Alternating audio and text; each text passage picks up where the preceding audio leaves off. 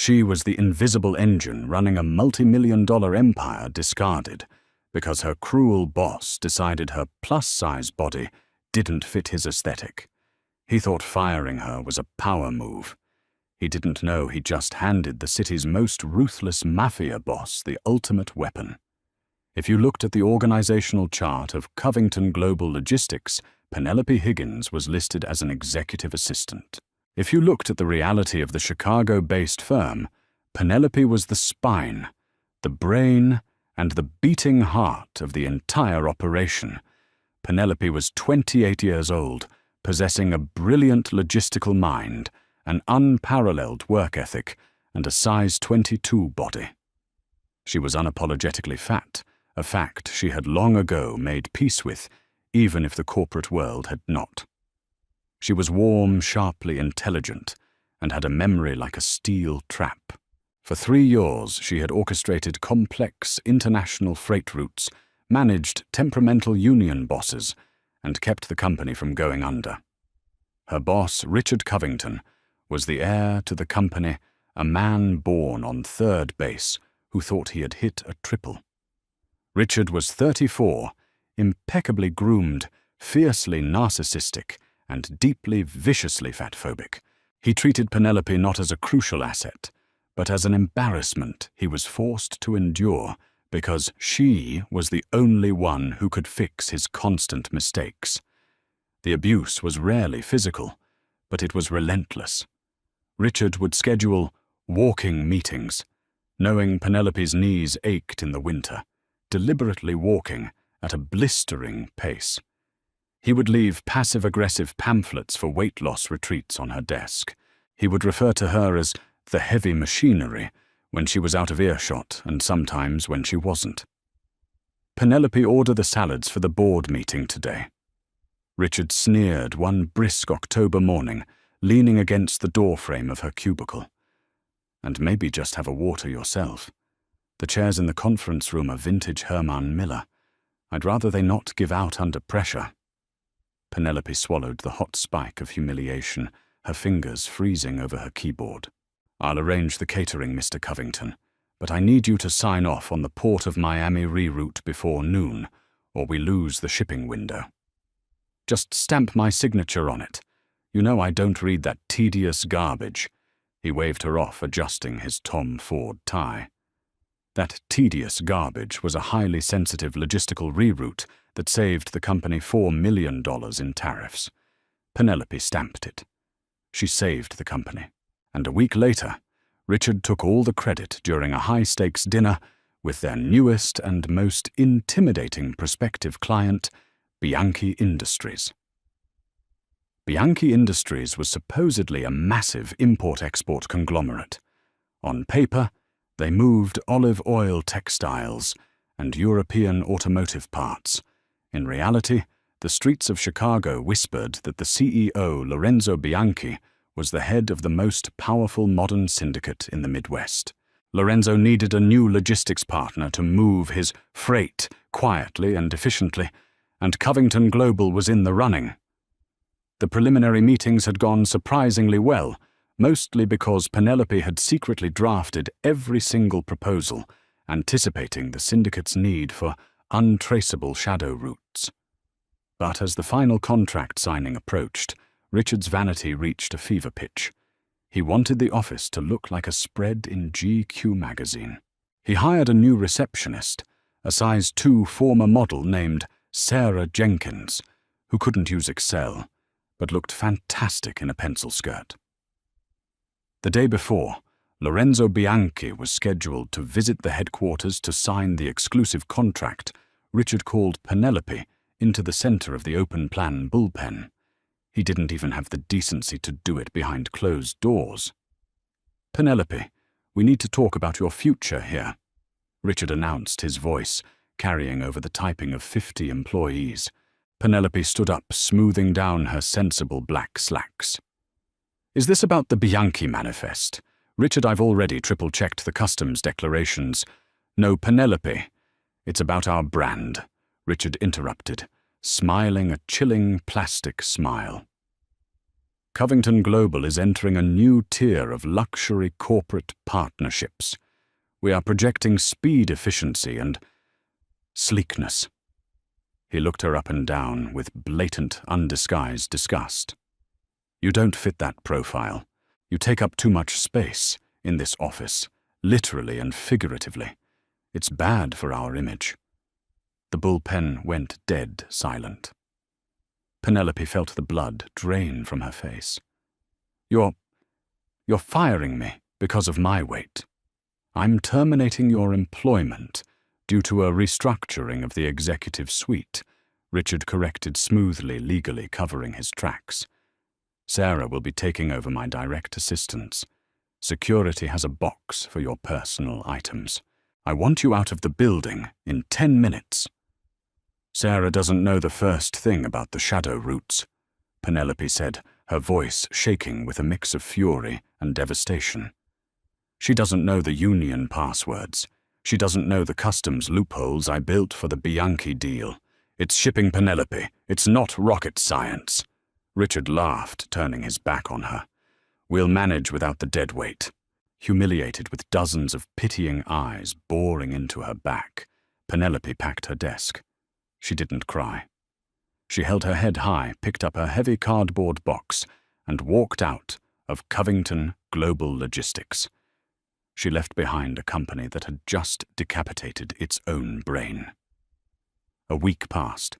For Penelope, it was a blur of daytime television, sending out resumes to companies that never called back and crying into her pillow. The reality of being unemployed in downtown Chicago was terrifying. Her savings were meager. Richard had always vastly underpaid her. She felt entirely worthless, replaying Richard's cruel words about her body taking up too much space on an endless, torturous loop. Meanwhile, at Covington Global, the sky was falling. Without Penelope, the intricate logistical web she had spun immediately tangled. Shipments were delayed. Customs flagged 3 different containers because Sarah Jenkins used the wrong tariff codes. But the most fatal error occurred during the final contract signing with Lorenzo Bianchi. Lorenzo Bianchi was not a man who tolerated incompetence. At 36, he was a lethal combination of old-world ruthlessness and modern corporate savvy. He was strikingly handsome, but his dark, calculating eyes held a cold fire that made grown men sweat. Sitting in Richard's glass-walled conference room, Lorenzo looked over the final operational schedules Richard had presented. Lorenzo tapped a heavy gold pen against the mahogany table. "Mr. Covington." Lorenzo's voice was a low, terrifying baritone. "This schedule has my shipments bottlenecking in Newark. The draft I saw last month bypassed Newark entirely using a blind company transfer in Delaware." "Where is the Delaware route?" Richard panicked, sweating through his custom suit. He looked at Sarah, who was busy filing her nails in the corner. We optimized the route, Mr. Bianchi, to save on fuel." Lorenzo didn't blink. "The Delaware route saved me from federal oversight. Newark puts my cargo directly in the hands of the Port Authority. You didn't optimize anything. You lost the route." Lorenzo leaned forward, his gaze piercing. "Who wrote the initial proposal?" "I did, of course." Richard lied, his voice cracking. Lorenzo stood up, buttoning his suit jacket. "No, you didn't. The mind that built that proposal was sharp, detail-oriented, and understood exactly what I needed without me having to say it." "You are a fool in a cheap suit." Lorenzo signaled to his 2 massive bodyguards. "Find out who actually ran this company. We are done here." It took Lorenzo's men exactly 24 hours to find Penelope. It was a rainy Tuesday afternoon. Penelope was sitting in a booth at an old diner on the outskirts of the West Loop, nursing a lukewarm coffee and aggressively circling job ads in a discarded newspaper. She wore a comfortable, oversized sweater, her dark hair pulled into a messy bun, looking completely defeated. The bell above the diner door jingled. The atmosphere in the room instantly shifted, growing heavy and tense. Penelope looked up to see three men in impeccably tailored dark suits approach her booth. The two massive men stood back, scanning the diner, while the man in the center slid effortlessly into the booth opposite her. Penelope recognized him instantly from the dossiers she had compiled.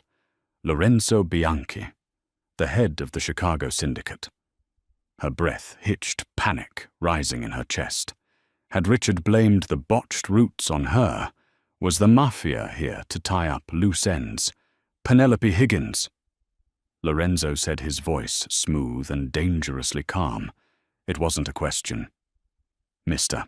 Bianchi, Penelope managed to say, forcing her voice to remain steady. If Richard sent you, I have nothing to do with Covington Global anymore. I don't have access to your shipping manifests. Richard Covington is a dead man, walking financially speaking, Lorenzo replied, waving a hand dismissively. He signaled the waitress for a coffee, his eyes never leaving Penelope's face. He looked at her intently, taking in her soft, full features, the sharp intelligence in her wide eyes, and the undeniable presence she held even in an oversized sweater in a greasy diner. My men did some digging, Lorenzo continued. They found out that the Delaware shadow route, the Miami tariff loophole, and the Union pacification strategies were all designed by an executive assistant making $60,000 a year. I was very good at my job, Penelope said, quietly, looking down at her hands. You were the only good thing about that company, Lorenzo corrected. Why were you fired? Penelope flushed, the familiar shame burning her cheeks. She didn't want to explain to a terrifying, gorgeous mafia boss that she was fired for being too fat. Corporate restructuring. Mr. Covington felt my image didn't align with the luxury brand. Lorenzo's eyes darkened, a flash of genuine anger crossing his features. He was a predator, and he understood the dynamics of power. He knew exactly what she meant. He looked at her body not with disgust, but with a slow, appreciative calculation. Covington is a weak man who fears what he cannot control, Lorenzo said softly. He looked at you and saw a woman who was smarter than him, stronger than him, and who took up the space she rightfully deserved. So he tried to shrink you. Penelope stared at him, stunned. No one had ever spoken to her like this. No one had ever seen her so clearly. I don't need a luxury image, Penelope. I need a general. Lorenzo leaned across the table, the scent of expensive cologne and rain enveloping her. My organization is vast. The legitimate fronts are expanding, and my current logistics director is an idiot who is skimming off the top. I need someone with a mind like yours. You want me to work for the mafia? Penelope whispered, glancing nervously around the diner. I want you to be my director of operations, my second in command for all legitimate and transitional enterprises, Lorenzo stated, laying a sleek black envelope on the table. You will have a corner office, a salary 5 times what Covington paid you, and complete autonomy over the supply chain. You report only to me. Penelope stared at the envelope. Why me? You could hire anyone. I'm just a fired assistant. Look at me. I am looking at you, Lorenzo said, his voice dropping an octave heavy with a strange dark warmth.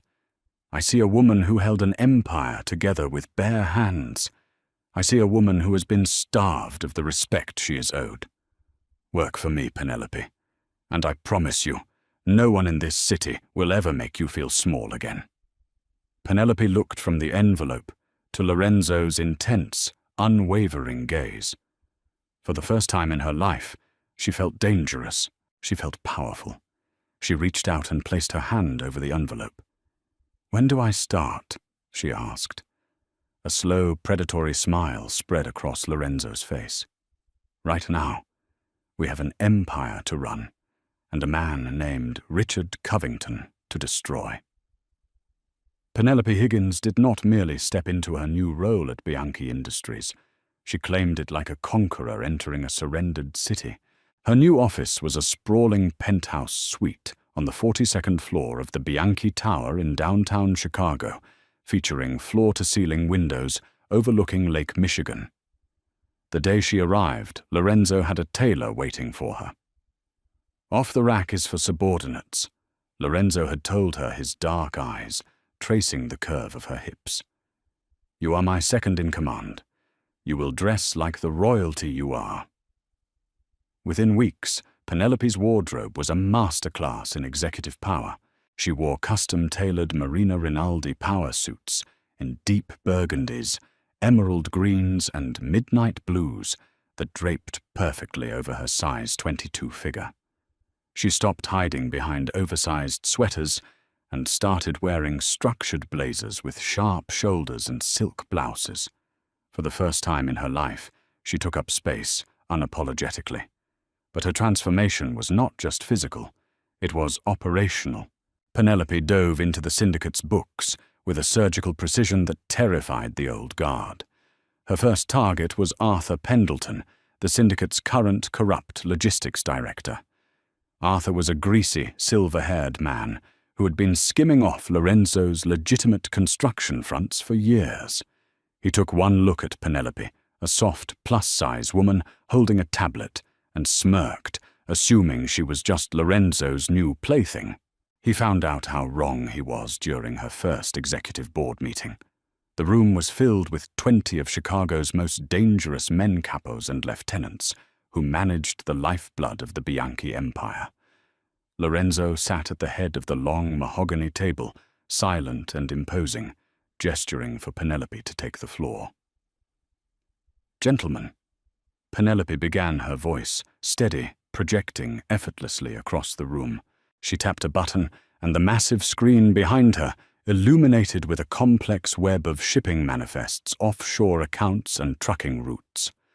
"Over the past 72 hours, I have audited our interstate freight operations, and I have found a $3 million hemorrhage." Arthur Pendleton scoffed loudly. "Listen, sweetheart. You might know how to fetch coffee for a corporate suit, but this is the real world. Our roots are ironclad.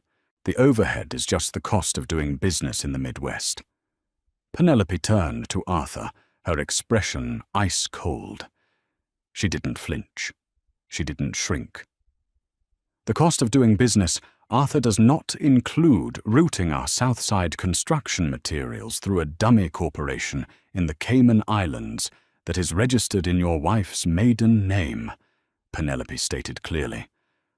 The room went dead silent. The temperature seemed to drop 10 degrees. Penelope pressed another button. A bank statement flashed on the screen. "You've been overcharging the syndicate for diesel fuel by 20% and pocketing the difference through a shell company.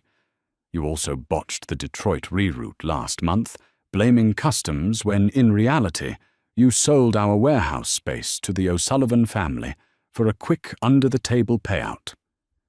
Arthur turned, completely pale, sweat instantly beading on his forehead. He looked toward Lorenzo, his voice trembling. "Boss Lorenzo, I swear this bitch is making it up. She's manipulating the data." Lorenzo didn't raise his voice. He didn't even move. He simply leaned back in his leather chair and looked at Arthur, with eyes that promised violence. "You will address her as Ms. Higgins, and Ms. Higgins does not make mistakes." "Pack your desk, Arthur," Penelope commanded, her tone final. "You have exactly 10 minutes to leave the building before I hand these ledgers over to the feds, or worse, let Mr.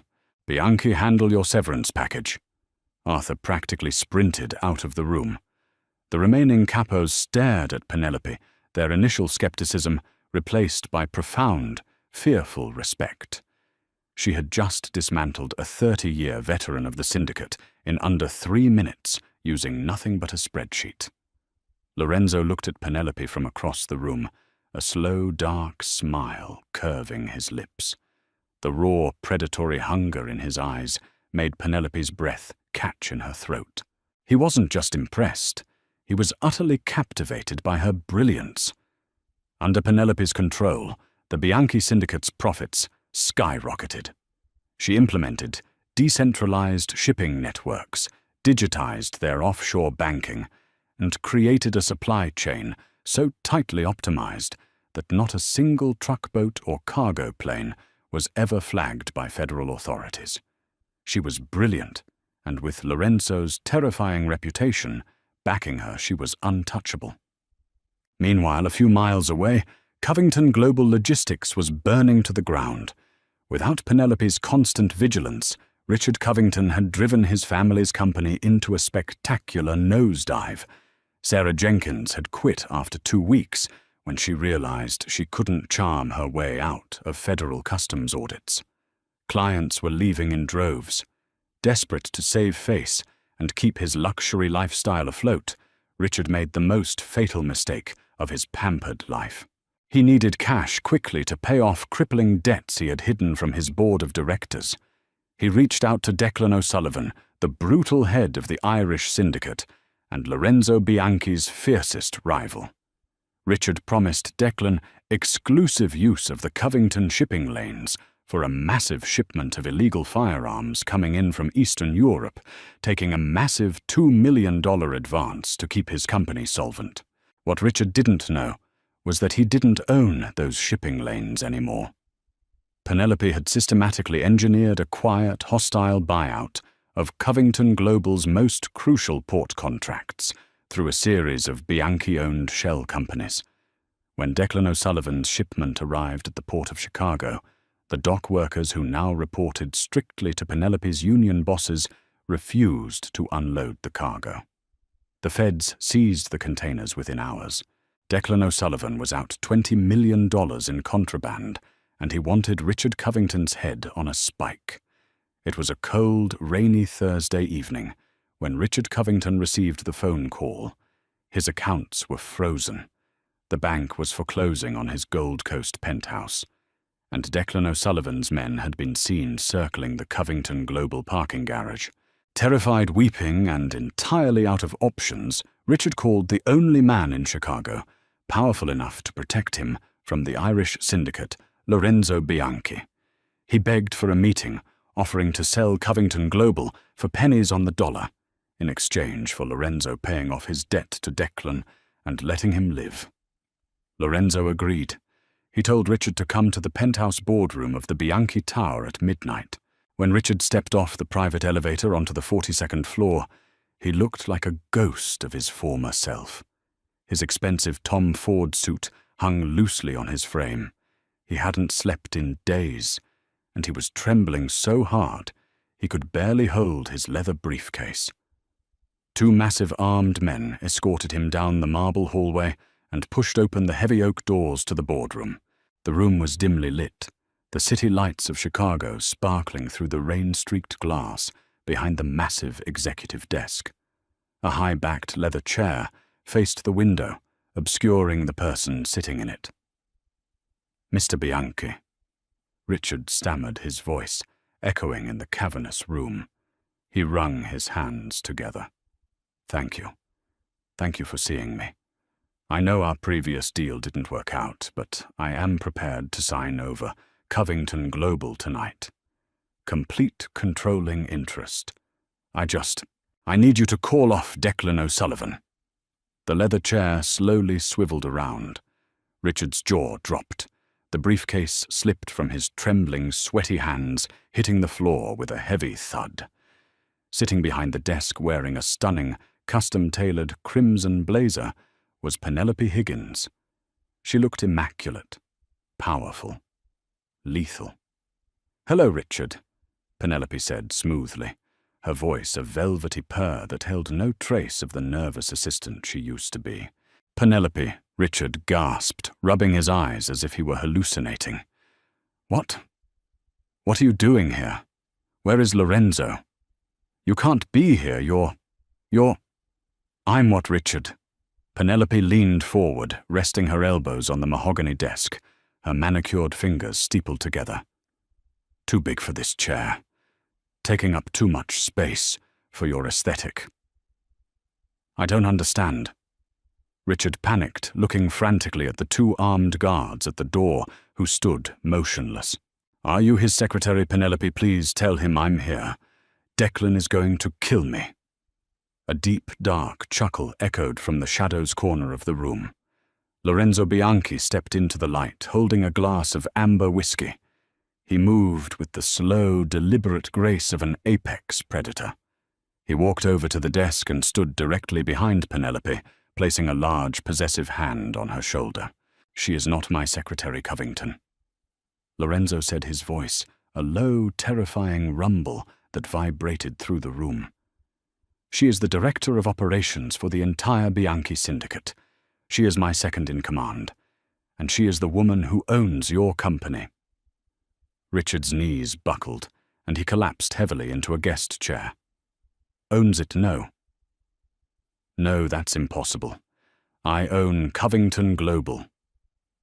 "You own a hollow shell." "Richard," Penelope corrected, sliding a thick black folder across the desk. "Over the last 2 months, I have systematically bought out every single one of your port contracts, union agreements, and shipping manifests using our subsidiary fronts. The routes you tried to sell to Declan O'Sullivan, they belonged to me. You sold him air. And when his cargo got seized, it was because my dock workers flagged it." Richard stared at her, sheer horror radiating from his eyes.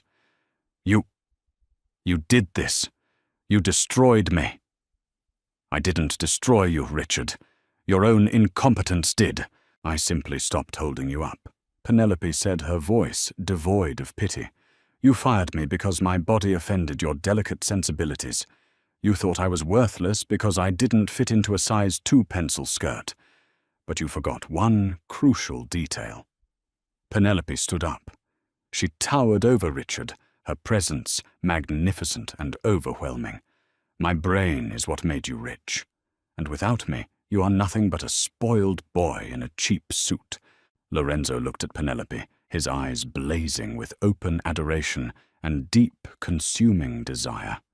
He had never seen anything more beautiful than this woman claiming her absolute power. "Now," Penelope said, tapping the black folder. "Inside this folder is a contract.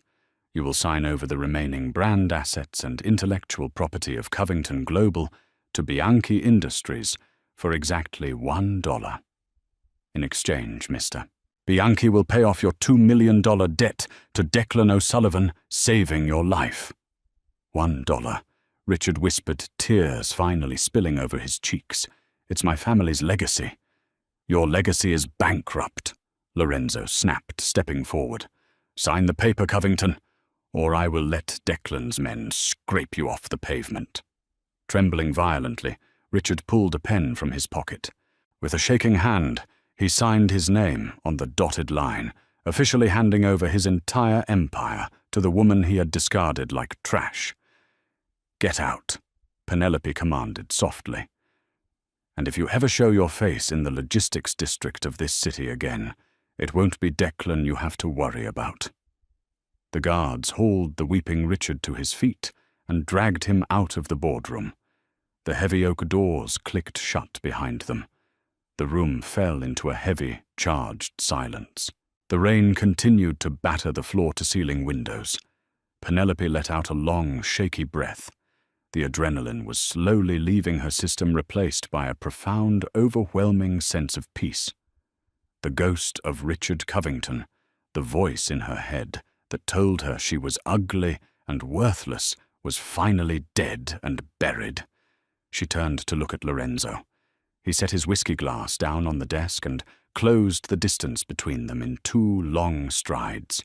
"You were magnificent," Lorenzo murmured, his voice thick with raw emotion. He reached out his large hands, gently cupping her face. His thumbs brushed softly across her cheekbones. A terrifying, beautiful queen. Penelope leaned into his touch, her heart hammering against her ribs. "I couldn't have done it without you giving me the platform." "I gave you nothing but a desk, Penelope. You built the throne yourself," Lorenzo whispered fiercely. He looked down at her lips, the tension between them that had been building for months, finally snapping. "You take up exactly the right amount of space. In this company, and in my life." When he kissed her, it wasn't tentative. It was acclaiming. It was deep bruising and filled with a passionate reverence that made Penelope's toes curl. She wrapped her arms around his broad shoulders, pulling him closer, letting herself fully surrender to the heat and power of the man who saw her exactly as she was and worshipped her for it. 6 months later, high society in Chicago experienced a seismic shift. The annual charity gala for urban development was held at the lavish ballroom of the Drake Hotel. It was the most exclusive event of the season, crawling with politicians, old money socialites, and corporate titans. When the double doors to the grand ballroom opened, the room fell into a hushed silence. Lorenzo Bianchi walked in, looking like a dark god in a custom tuxedo, but all eyes were on the woman on his arm. Penelope wore a breathtaking, custom-designed gown of deep emerald velvet that hugged her lush curves and spilled down to the marble floor in a dramatic train. Diamonds dripped from her ears and rested against her collarbone. She held her head high, a confident, dazzling smile on her face. She saw a few of her old colleagues from Covington Global in the crowd. They stared at her, their jaws slack with shock, recognizing the woman they used to mock, now standing at the absolute pinnacle of Chicago's elite. Lorenzo leaned down his lips, brushing against her ear. "They are staring at you." "Let them," Penelope whispered back, her eyes sparkling with wicked triumph. "I want them to see exactly what they lost." Lorenzo chuckled a low, rumbling sound that belonged entirely to her. He kissed her temple, pulling her flush against his side. "They lost a secretary, but I gained an empire and a queen to rule it with." Together they walked into the center of the ballroom, taking up all the space they deserved, unstoppable and magnificent. Are you obsessed with Penelope's epic revenge and her dark, powerful romance with Lorenzo? If this plus-size mafia romance gave you all the chills and thrills, don't keep it to yourself. Smash that like button, share this video with your friends who love a badass heroine, and make sure to subscribe to our channel for more incredible jaw-dropping stories. Hit the bell icon so you never miss a dramatic twist. See you in the next story.